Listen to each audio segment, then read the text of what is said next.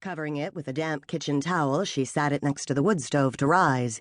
Puttering around the cabin, she changed the sheets on the bed in the loft and the towels next to the sink, scoured out the sink, cleaned the top of the stove, took the rag rugs outside to shake, and swept the hardwood floor. Pumping up enough water to fill the wash tub, she added soap and clothes and left it on the wood stove to heat through. She cleaned the chimneys and trimmed the wicks of all the propane lamps. It was her usual Monday morning routine, and she performed it on automatic. It was good to have a routine. It got things done, and it kept her too busy to think too much on how isolated she was.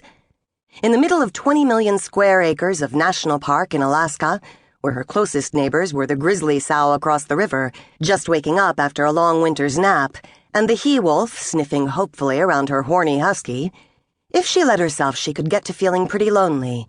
Kate never gave herself enough time to feel lonely. Chores complete, she sat down at the table next to the oil cook stove and pulled the 1-pound Darigold butter can toward her.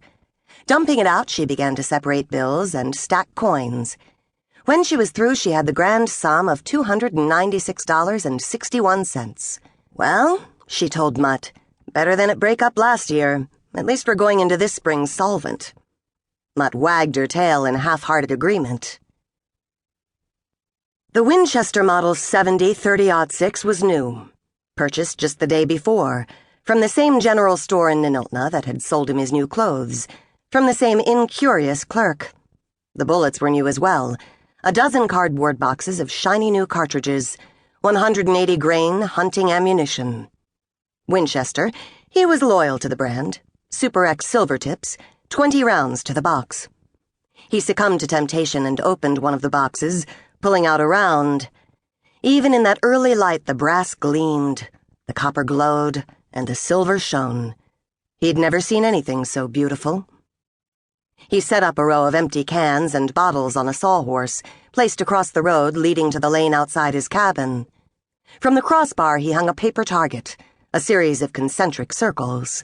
He paced off 150 yards down the old straight railroad bed that served as the park's main and only road. The hard-packed snow of winter was beginning to melt and break up beneath his feet. He squatted and set the boxes of ammunition to one side. Taking the rifle in both hands, he held it to his face for a moment, inhaling the fragrance of the oiled walnut stock, running an adoring fingertip down the gleaming black barrel. The bolt worked smoothly, the craftsmanship of the piece evident in each planed and polished surface, all the machined parts working together to form a perfect whole. He pulled the stock firmly into his shoulder and sighted down the barrel. The tiny metal bead at the end of the barrel seemed at once so close and so far away. The metal was so new it glistened in the early morning light. He frowned and felt around in his pockets for a match. Striking it, he held it so the smoke rising from it blackened the bead. He looked at the factory sights and shook his head with an indulgent smile. From another pocket he produced a Williams foolproof peephole sight and mounted it next to the receiver. He loaded the rifle, 5 in the magazine, 1 in the chamber, and stood. He pulled the stock in tight and sighted through the aperture, noting that in spite of the overwhelming whiteness of the surrounding snowpack, the dulled black bead at the end of the barrel stood out clearly, with no distracting reflection of light.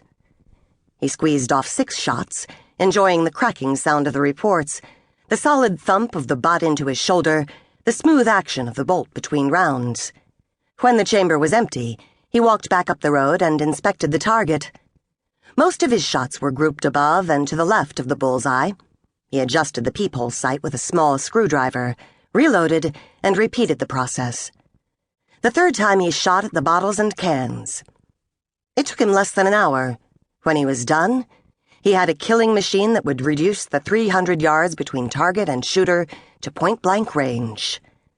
A dead shot, he said and smiled. And his wife had accused him of having no sense of humor. He reloaded and was careful to switch on the safety afterward. He didn't want to hurt himself. "No," I said, and no, I meant, Kate told the door. Mutt whined mournfully behind it. Besides, take it from me, men are nothing but trouble.